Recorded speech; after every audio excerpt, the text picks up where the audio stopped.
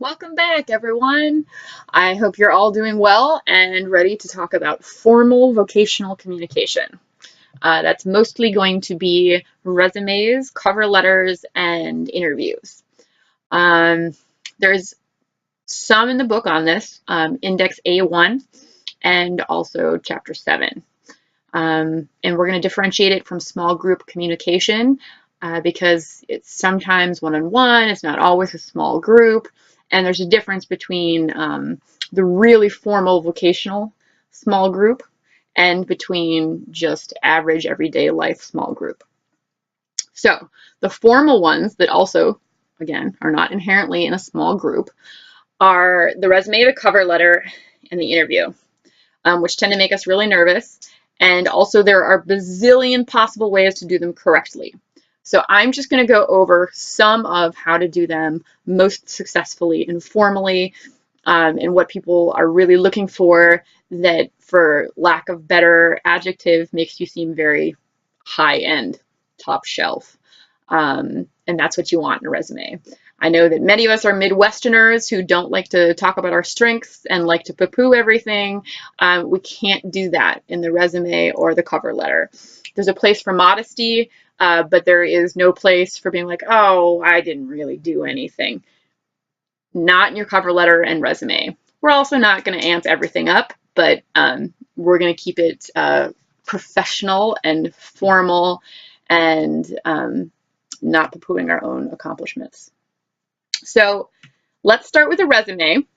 And even if in your career field you often do an application, I would advise you to keep a resume for a couple of reasons. One is that it's a great record so that when you go to fill out an application, you can be like, oh gosh, what year did I start this?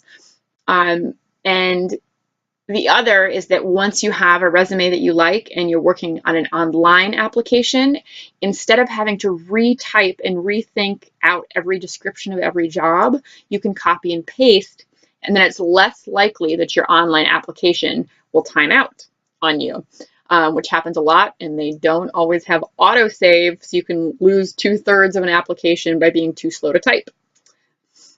So copying and pasting can be really useful. In addition to, a lot of places are formal enough that they require a resume, that an application isn't what they're looking for at all. So it's really useful to have one. And if you already have a resume, you can just touch it up to work for this class. Again, there are a bazillion different ways to do it correctly. This is just the method that we're going to use in this class that's most formal. So you probably just have to do some quick edits that hopefully won't be too painful, and may even turn out to be super positive, because some of the quick edits that I will suggest are a little bit more formal and top shelf, which is, again, what you want in a resume. So the sample resume that I have for you, even though bazillions exist on the internet, the one that I found to put forth most of the principles of WTC's and this class's expectations is a fake one that I made up to highlight the categories of what we should ideally be doing. You have the PDF of this document. So don't worry about peering close to this video to see what's going on in this document. I'll provide you with a PDF, okay? So then I'm going to discuss it. So right now, if you can, either open up the PDF or print yourself a copy so that you can see what I'm talking about as I go. It'll make much more sense if you can look at it in PDF form or printed copy, whatever works best for you. So right up front, what you may notice is that it's relatively aesthetically even. Nothing really stands out in any direction. The categories in one part of the resume match the categories in another part. There are some vague columns formed, as well as some vague rows formed. There are no outliers. It's kind of very neat and tucked in. So that's what we want. You can also notice that it's all on one page. Whenever humanly possible, try to fit everything on one page. There are some valid reasons to go to 2 pages, especially to provide emphasis for a job that's really important to you. but mostly they want you to present your most professional information the concisest way possible. So in this resume, it's only one page, even though it covers education, experience, and references. The top category, though, is the contact information. And her name is here, Barbara Blair. I'm a zombie nerd. And her title, Zombie Hunter. There are some formats of resumes that instead of putting a name and a title, will put like goal or subject or RE. Those are things you don't really want in your resume. You really want those in the cover letter. In the cover letter, you can say what your goals are for your career and this, that, and the other thing. They don't really belong in the resume. So really just a title should take the place of anything that in your resume already says subject or goal or ideals or any category like that. Save it for your cover letter, just give yourself a title. If you are in school to become a mechanic or a dental hygienist and you're not done with the program yet, you still give yourself the title of dental hygienist because that's the job that you're applying for. Of course, if it's a spare time job, spare time, what is that? A spare time job that doesn't match your field of study, then you can pick something that roughly matches whichever job you're applying for. Which is also a handy trick, is that maybe don't save it as a PDF for yourself. Send it as a PDF if you're going to email it, but save it for yourself maybe as a document that you can edit, so that if you want to do one resume for Target and one resume as a dental hygienist, that you actually have two different versions, and you can cater your title on those two resumes to whichever job you're sending. And then she really, in relatively small and unbolded, but still rather formal and centered, she has her address, her physical address, and her phone number and her email. Sometimes you can add a website if you have one, especially if you're a visual artist and you want to show off your portfolio online. Or if you have a really great LinkedIn profile, you could put the link to your LinkedIn profile. But it should be relatively small, formatted, smaller than the name. It doesn't have to be centered. You have to make a decision that looks aesthetically pleasing. The reason that on Barbara Blair's it's centered is because there was a little bit too much hanging over on this side of the page, right? So what it did was provide a little bit of space here for clarity of division of category. The next category is education and certifications. You can phrase this multiple different ways. You can let it just say education. You can let it say education and licenses. The reason certifications fit here is to show someone who has a resume and trying to make it look formal without being licensed for anything in particular. There are some people who carry licenses, right? Like family therapists. I'm not actually sure what dental hygienists carry, a certification, a special degree, whatever it is, you have to find out what your actual title is, right? So a truck driver carries a CDL, which is a license. So they include licenses instead of certifications. You have to pick the most formal category that fits yours. And it is not uncommon to just see education. It's okay if you don't have any other certifications. Things that can be included in here are obviously high school and then college. And don't put your GPA. Putting a GPA with your high school year tends to make it look like it's so fresh that you don't have anything else to show. It usually indicates that you didn't have anything else to put on your resume, so you put your GPA in. So it's kind of a piece of information of last resort that if you really don't have anything else to put in your resume, you can put the GPA in to show that you studied really hard. But it's something that as a general rule, you should leave out in favor of other things. So really all you need is the name of your school, and then the program that you studied, and then the years. And this starts with fanciest and most recent first. So your high school is actually going to be in the bottom of this category, and anything you've done since high school will be above that. And employers often like to see if you got a GRE. If you got a GRE instead of a traditional diploma, they like to see that you applied yourself and thought outside the box and got something done yourself. So a high school diploma is fine, but a GRE, if you have one, is something to include because it shows initiative and tenacity in ways that diplomas don't always. So reverse order, starting with high school in the bottom and college on the top, and then licenses and certifications you can do either by year or by importance. If your license is more important than your diploma, you can put it above college. If it is less important, like it's a CPR certification, which can be important for many caregivers, it's maybe not as important as the diploma though. So you just have to decide the importance and what's most recent. You can do either as long as it's roughly chronological in reverse order, and whatever is the most important and current is at the top. You do not have to put months. In general, you can put year. If you want to show that you finished college really quickly, if for most people it's a 6-semester program and you did it in 5 because you were so dedicated, then maybe you can toss the months in. But in general, they don't really need to know the months, and this will actually help with the experience field as well.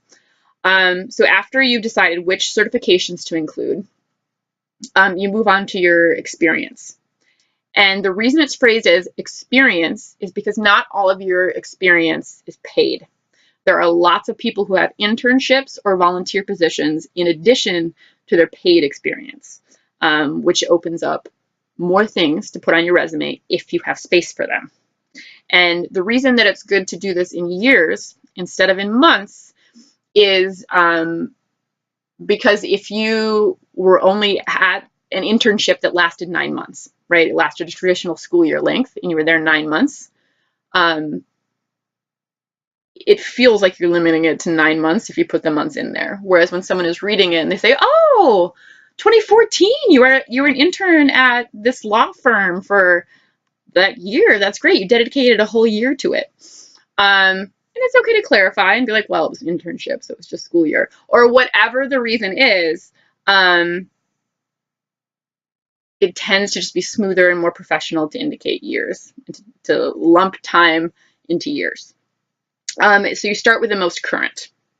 You start with the experience you have most recently had or are still having. It is not uncommon on a resume for the date category to say a certain year through current. So on Barbara Blair's, you can see that her Pettibone Park and Beach Security Team has a physical location right next to the title. And then over in the right-hand column is a year through current. It is not unusual for people to look for a job while already holding another one. It's okay to put current, which you can also do for school if you want to. If your degree isn't going to be done until June and it's currently January, you might want to say the year you started and that you'll finish soon by indicating current, that you're well into the program but it's not finished yet. That's fine. So under experience, you can see that there's a slight formatting difference between the name of the organization or company and the geographic location is in parentheses, but it's not bolded. And then underneath in italics is the title held. Small Rifle and Archery Lookout, which happens to be her fanciest and most applicable title for what she's looking for. Much like the education category, not only does this go chronological, but hopefully the most important one is the most recent and on top. Hopefully, it's not always the case, it doesn't always work out that way. But as long as you format differently so you can tell the difference between the title of the category experience and the name of the organization and the title held and the geographic location and the date. If you want to bold experience, underline the organization in italic, the title, fine. As long as it looks formal, aesthetically clean, and you can tell the difference between the categories of information based on their formatting. But you can switch around that formatting as long as it looks okay, and clearly defines the different categories. And then you notice that because she only lists 4 positions, she is not giving a 1-sentence blurb about each job. She has plenty of commas and semicolons in here to give lots of information. This is not the place to hold back unless you're moving on to 2 pages. In order to fill at least 1 page, you should elaborate enough about each position to fill up the page. If you're in danger of going on to a 2nd page, or heaven forbid a 3rd page, don't ever do that, then it's time to shorten it and make it 1 sentence. So how concise you are on your resume depends on how much space you have. If it is more beneficial to you to list 10 paid experiences that were all slightly different from each other with 1 sentence about each, you should do that. If it's more beneficial to list 4 primary important jobs with a bigger definition that fills up the page, you can do that. So you really have to gauge, am I trying to, convey that I had 10 really important jobs for a year each, or am I trying to convey that I had 4 jobs that were important to me and gave me great experiences, but maybe I was at them longer and have more to say about them? Whatever fills up the page in the most professional way possible. If you're too short, add more. If you're going over, add less, right? And then you can see that how she describes her job is not the most humble. And we don't want to be arrogant. That is not a good thing to have in a resume. But she also doesn't just say, I walked around looking for zombies. Like, this is not the place to be that casual. She instead lists really specific duties that could be things that an employer is looking for at her next job. Things that they want her to already know how to do. Impressive skills, even if they seem mundane, right? So in her world, walking around looking for zombies. Like, that seems like a really obvious profession. But she spells out the specific duties. She says, observed and patrolled beach and park area on foot and from elevated towers, right? So again, it's pretty much just a fancy way of saying I walked around looking for zombies, but she's spelling out that she can do it from different angles. She can do it from an aerial tower. She can do it on foot, in the thick of the brush. She's spelling it all out in case wherever she's applying wants those specific skills. It's worth it to elaborate.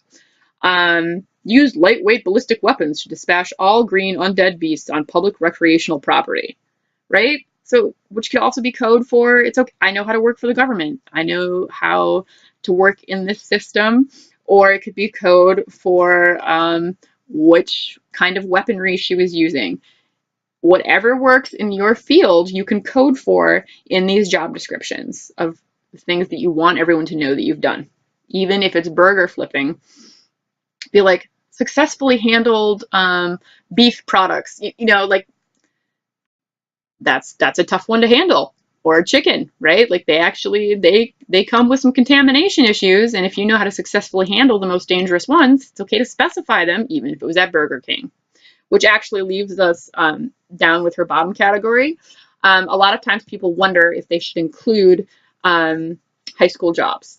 Or fast food jobs or entry-level jobs? And the answer is yes, if you don't have something more important than that, right? If you are struggling to fit everything on 1 page, that can be the category that falls off first. If you don't have a very full resume, then definitely put it in there. Employers love to know that you started young and you had the tenacity to make it in a really tough environment, which is every entry-level job and burger flipping job that we've all ever done. So it's not that being a barista necessarily makes us super qualified for the fancy office job that we want. It's just that it shows tenacity and hard work, and that we can succeed in a tough environment, and that we started somewhere. If you're running out of room, that can be the first thing to fall off. No problem. If you're struggling to fill your resume page, add it in there and make it sound awesome. Not over the top, but professional and full of enough detail that you can be like, no, seriously, I can handle the raw chicken without getting everybody sick. It's okay to put in the technical specifications of something that seems very entry level. And then after experience, this lists references. And it's customary to list at least 3, usually in order of chronology and importance, which hopefully go together. It's okay if they don't. And how she lists them is by name and then by title relative to her. If a family member owns your landscaping company, you don't list dad, you list owner or CEO or whatever their fancy title is, because that happens. There are people in our families and in our lives who become our references or instructors, but we don't label them that way on our reference. We don't say, Mr. Thompson, my favorite teacher. We would instead say, his full name, and we would say, supervised my instruction in XYZ. We just do the formal title. We don't say best friend. We say coworker in a collective food cooperative. It's okay to use people in your life as a reference if they're the fanciest ones you have and if you describe them formally. And then she also gives fake XXX phone numbers, but it's traditional to give a phone number. And if your people are more easily reached by email, which is increasingly the case, it's nice to have an email on there too, because I have many professionals in my life who are much better at checking their emails than their voicemails. So that is okay. And so that, in short, is the resume, that it needs to look polished and formal like this at the end, that it's going to be a nice balance between humble and arrogant. We've got to find the middle ground that makes sure we make ourselves sound competent but not hyperinflated, with enough formatting that we can tell the difference between our categories of contact information, with a title, not with a goal, not with an intent, and then education and certifications, experience, and references. There are some very specific instances in which you might, at the bottom, in between experience and references, you could have a skills category. Skills category tends to be for people who are multilingual, including either spoken languages or computer programming languages, where you actually just want to list which computer languages you use, or for things that are specific to one workplace that will carry over, but there's no certifying body. There's no formal certificate or licensure. So if you are safety certified to drive forklift at one place and you want to talk about it, and it doesn't quite fit in education because there's no formal certificate or license, sometimes you can have a skills area. Sometimes my mechanics or welders do it for the most technically difficult parts of their jobs. But you have to have a pretty good reason to put skills down there, because it tends to imply that you have something that really stands out. And if you use the category without having something that really stands out, it can be a little bit wishy-washy. So don't be too humble about it. Definitely include it if you can do it. If you can swap out an entire transmission without botching it, include it. If you can drive a forklift, include it, etc. If it's specific to your workplace, like computer programming languages, but there's no official governing board that checks in on you, sometimes you can have a skills section in between the experiences and the references. But be careful with it. Don't overuse it. It's just like that goals section where it's better captured by the title. It's better captured to describe that you've performed it at a job in the job description. If you can say, I drove the forklift at this job in the description, it's probably better than having a skills section. So I look forward to finding out how brave you're feeling and if you want to attempt a skills section versus just describing it where it fits elsewhere. Because sometimes there's a good reason to, and we'll just have to weigh in. And then there is also a PDF about writing cover letters. And go ahead and maybe open up that PDF pause me, and open up that PDF and either find the page for Frank Peters, who is applying for Quality Assurance Coordinator, or Gabriella Tomagan, applying for Senior Research Assistant.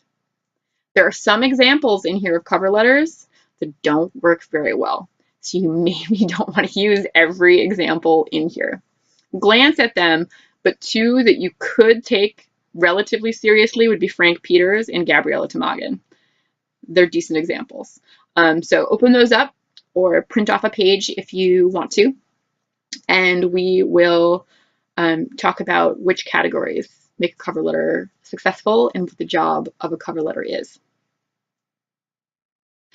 Okay, now that you have your PDF open or printed, the job of a cover letter is to give your personal touch to the resume. It's the link between the job you want and the experiences you've had. So you have to somehow say, I see what you're looking for, and I have it. It provides the bridge between, if they just glance at this, like they're gonna be like, yeah, great experiences, I'm not quite sure how those skills transfer. Cover letter is how you tell them exactly how your qualifications and qualities transfer to exactly what they're looking for. Much like a resume, it has some standard categories that tend to make it really successful. It often starts with your contact info, just like the resume. You don't have to put a title in, you just have to decide if it fits what they're looking for. If your title perfectly fits their job description, you can give yourself a title in the cover letter, just like you did in the resume. And it is usually left aligned, whereas in the resume it could be center aligned sometimes. The cover letter is almost always left aligned. We don't want your contact information necessarily floating in the middle. It can look awkward. If it looks like fancy stationery, go for it, that's fine. But typically these things are left centered. After your contact info, you put the date. And if you're going to snail mail it, honestly, print it with a date that's a couple days in advance so that they don't sense the delay between when you typed it and when you get it in the mailbox.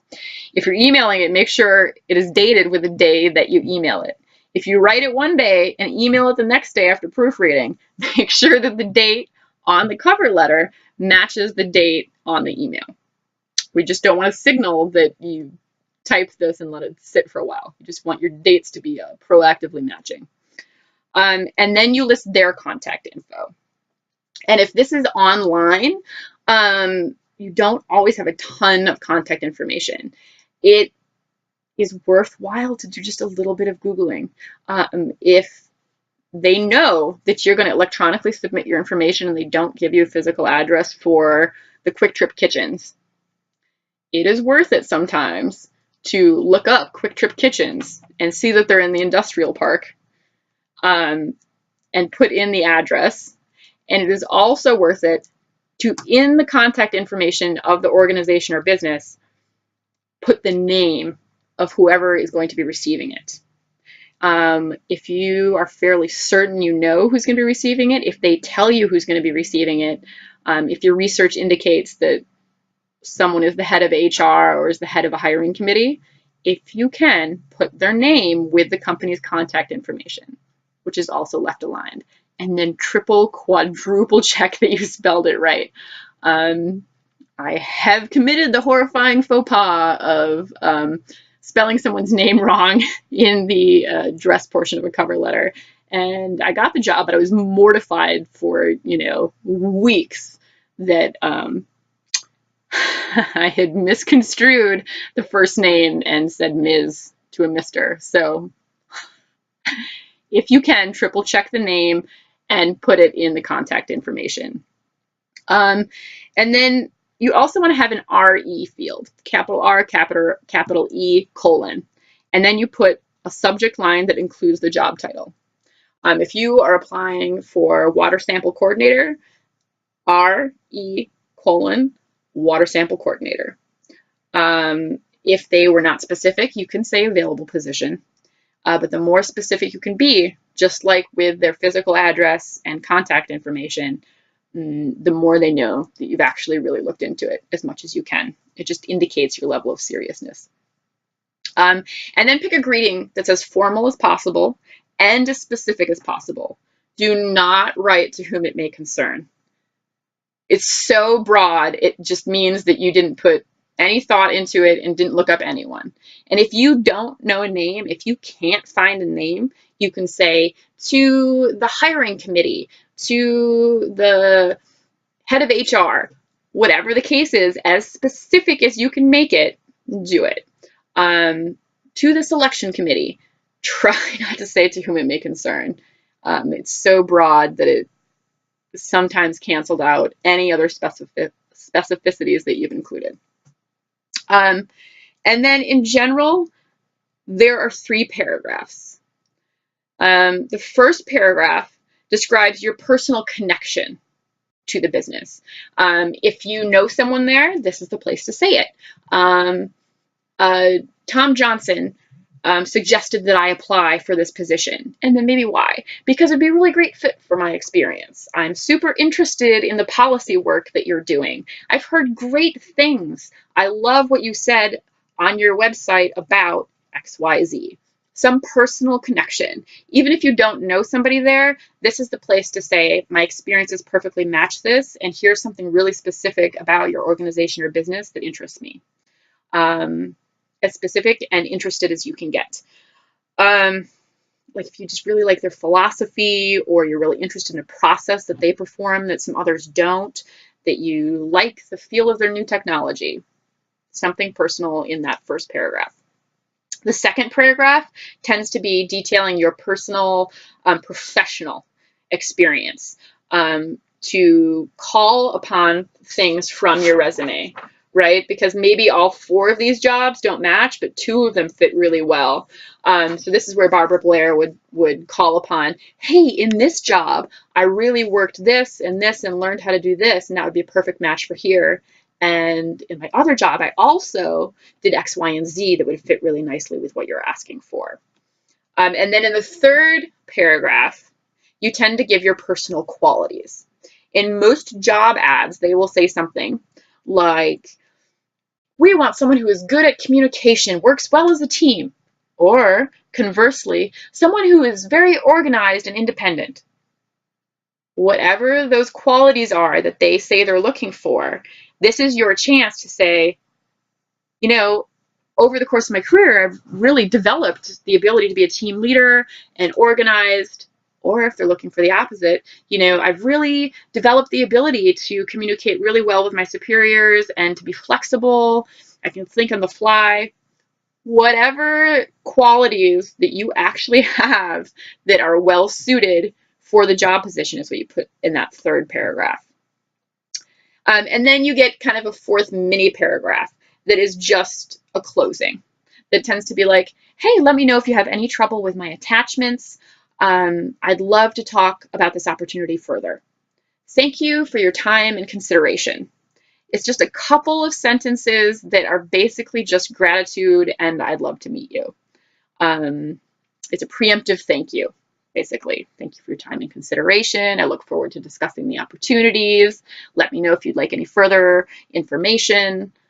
See you soon. It's kind of the general feel of this little mini paragraph that shouldn't really be a whole nother big block, just like a couple lines of text.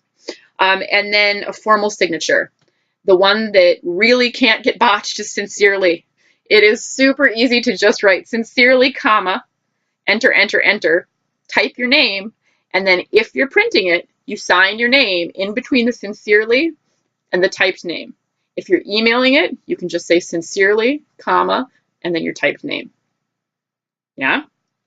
And the other thing is that if you're emailing an attachment, there are a couple things you want to do. One is to often put the text of your cover letter in the email, except instead of having an RE text line, you obviously just put the subject in the subject field of the email, and the date will just automatically be stamped on it. So if you're attaching the file, you can leave it formatted exactly as is, but with a few formatting touch-ups, copy and paste most of the text of your cover letter into the email itself is sometimes what they want. If they say to attach certain documents, you can say, instead of the whole text of your cover letter, I have attached here the files as requested. Okay, and then often those files will be either a document or a PDF. PDF is better because it means that when they open it, they can't accidentally botch the formatting from their end. Sometimes when you open a document, things go wonky, and then it looks like you didn't format. If you save it in a PDF, none of your formatting gets lost. So check your extensions. Make sure that you're not using, if you're a Microsoft hater, like I am, and you're using LibreOffice, or if you're using an Apple computer and you use .pages extensions, you gotta resave as .doc or docx to make sure that everybody else can open it. And then often you'll want to include something about, if you have any trouble with my attachments, let me know, because sometimes things just go wrong in transit. And that's about the spiel for cover letters. If you're going to fold them into an envelope, if they want snail mail instead of email, then you put your cover letter on top. I'll do this with my spare paper. You put your cover letter, pretend this is my cover letter, you put your cover letter on top of your resume, and then you fold it into thirds. Take the top half, the contact information portion, and fold it back into thirds, like this, so that the name and contact information would be here. And then you accordion fold it. Take this part, and we're going to fold it down, so that when it comes out of an envelope, when you grab the top piece, it pulls the rest with it. Because sometimes if you fold this the opposite way and you pull out of an envelope, it leaves something behind. So that is just the nerd's method of formally folding anything that still has to be snail mail, which is kind of rare. You'll probably email most things, so make sure your attachments are just spot on.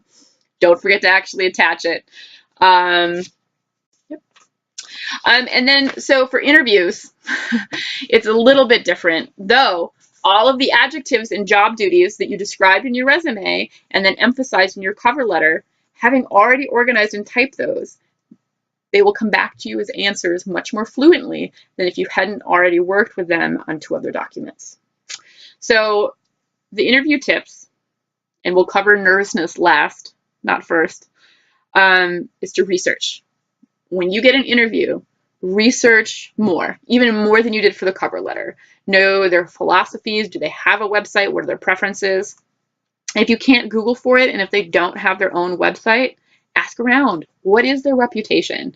If you're interested in a certain shop and you know mechanics there, figure out what all their style is and philosophy, what their co-culture is. See if you can figure out as much as you can, so that you don't put your foot directly in your mouth in the interview. Know what some of their policies are, what services they include, or again, their philosophy. They can change a lot from business or organization to the other. So research as much as you can, either in person or via Google and their own website. Find the location for the interview ahead of time and make sure you understand the interview location. It's not always at their primary location. I have definitely interviewed at an organization and gone to their main office when the interview was at one of their side offices. So double check that you know which the location is and figure out how to get there ahead of time. Don't just know the general 10-block area where it is. It'll make you late every time. You'll think you roughly know where it is. No, this is the time that it's worth it to put in the extra effort and find out really actually that you know what the front door looks like and you know what the parking situation looks like, and there aren't going to be any lost or unparked or parking ticket incidences for your interview. Give yourself extra time that morning. If you think it takes 20 minutes to get there, give yourself 30. It is so much better to sit in your car or to take a walk around the block, taking deep breaths and relaxing near the situation than it is to hit an accident and go slowly around it and be late. So give yourself obnoxiously extra amounts of time so that you can do some deep breathing when you're early instead of panicking when you're late. Dress up is almost exclusively a rule. I've had some welders tell me that instead of dressing up, they dress for the job. right? So they would wear their work clothes. They wouldn't wear a suit, or if they did wear a suit, they would still bring their spark-proof work shirts and steel-toed boots. So you have to gauge what kind of job this is. If it's a professional job in any way, dress up. Even if you're going to wear business casual in the office, wear a suit and tie that day, wear a dress that day. Whatever your version of formal dress up is, that's the day to do it. And then if you have any special gear, if you have specified equipment and outfit for that job, or if you're going to have a tryout for a job, as some welders and mechanics do, make sure you bring the equipment and outfit you need to perform the tryout that they would like to see. Practice common questions.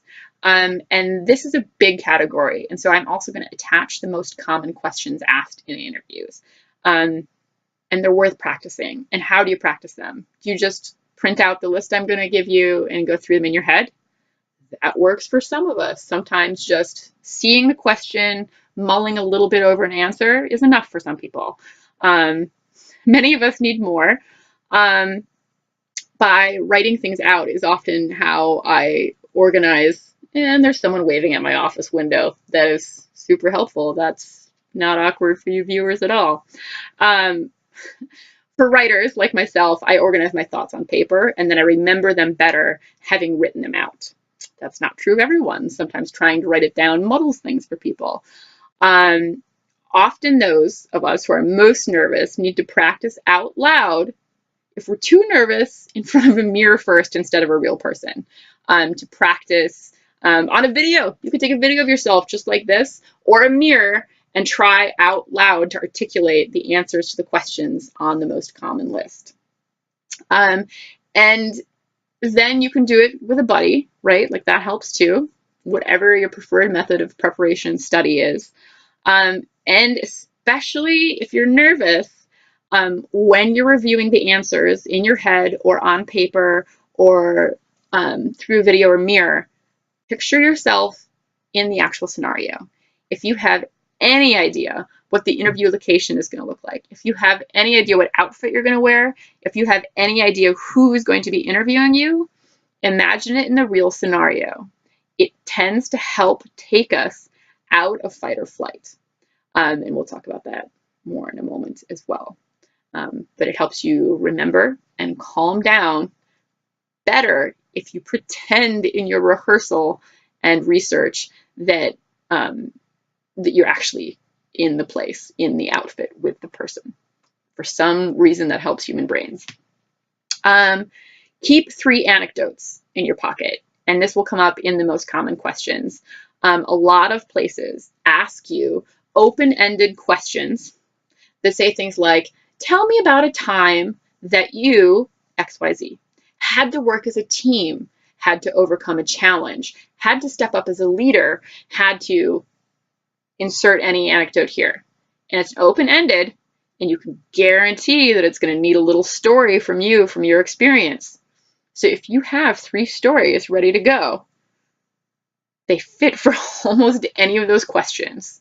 So if you think up 3 work stories or 3 volunteer or 3 experience stories that illustrate anything that's a common adjective they're going to ask you about, leadership, communication, overcoming challenge, listening, any of these things, if you come up with a funny story, you can cater it in that moment. Even if it happened to be a story a little bit more about leadership, as a leader, you probably had to listen. So if they ask about listening, you got it. If they ask about working as a team, it still fits. Come up with 3 little stories that will fit their open-ended questions. And then you also need to have your strengths and weaknesses tucked away in your pocket, ready to pull out. And this tends to involve some genuine reflection and reading into their company, into the research you did about their job posting. What qualities were they looking for? And try to keep those in mind, especially for the strengths. For the weaknesses, they really want to know that you reflected. And the honest answers tend to be the best, but tone it down a little bit. Like if you completely lose your shizzle under pressure, don't phrase it that way. Come up with a different way to phrase it. Say something along the lines of, I I tend to get stressed under pressure. So instead, I try to really plan ahead and be on top of everything as it happens so that I never get to that stress point. So what you've done in that scenario is you've taken an actual weakness, reflected on it, and gave them how you cope with your own weakness, which turns it into a strength. A way that you cannot do this and it doesn't work is to say something like, oh, I'm too nice. I'm just a perfectionist. No, they will see right through you.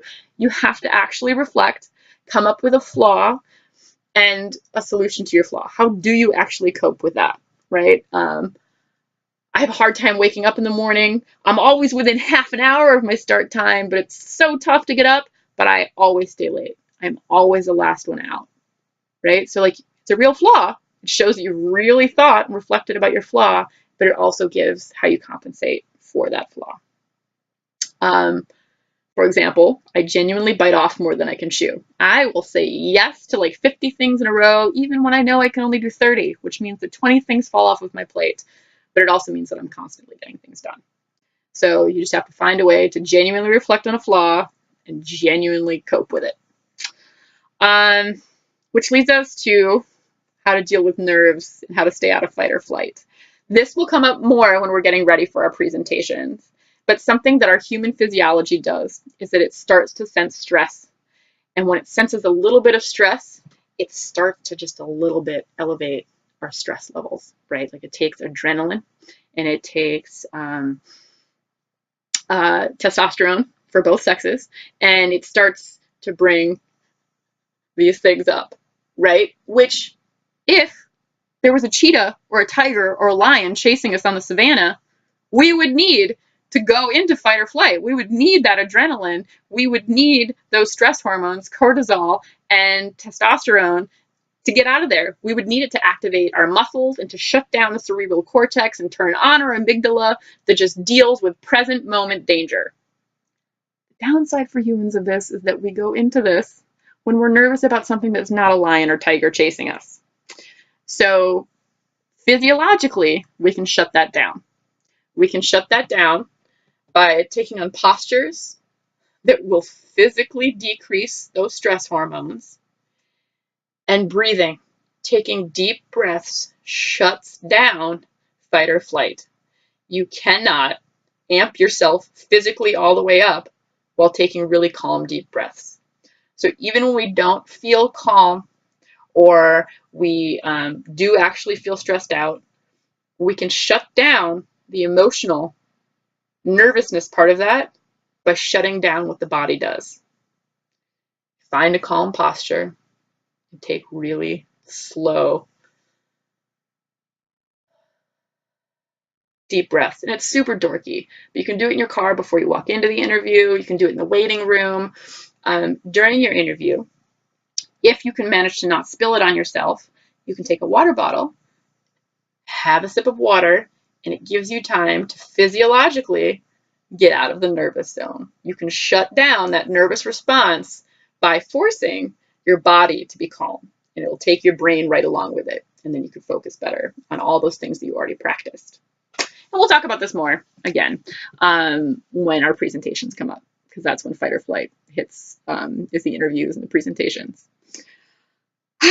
Okay, so some other common questions in addition to strengths and weaknesses are things like, why do you want to work here? Why do you want to work here? Did you do your research? Do you have some connection to this? What is your interest in our particular place of employment? Why should we hire you?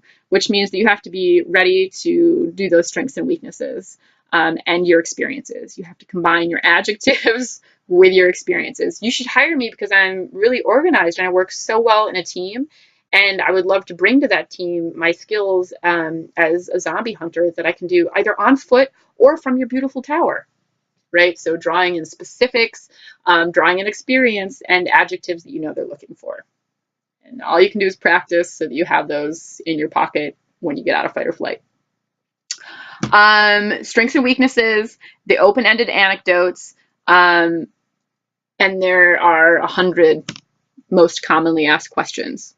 But if you know those basic categories, they won't be able to trip you up with specifics that are similar to, but in the main category of either the open-ended, give me a time when, or the strengths and weaknesses, or why do you want to work here, or why should we hire you? You can combine all of those adjectives and research that you've prepared to answer almost all of those, especially if you keep 3 stories on hand that you can just translate to whatever they're asking you for. So that is the spiel on the most formal of workplace communications, the resume, the cover letter, and the interview that all work together to list your experiences, describe your connection, and show your ability to reflect those qualities, especially after we practice deep breaths. Maybe I'll surprise you with a video about fight or flight. But again, that will really come up more for our presentations, which will be less stressful because we get to do it via video. It's so much less nervous than talking to a whole classroom because you'll know we're out there, but you're really just talking to your computer, if that helps anybody. Otherwise, feel free to picture us all in complete snowsuits. So, good luck with your formal communications, and I will talk to you more soon.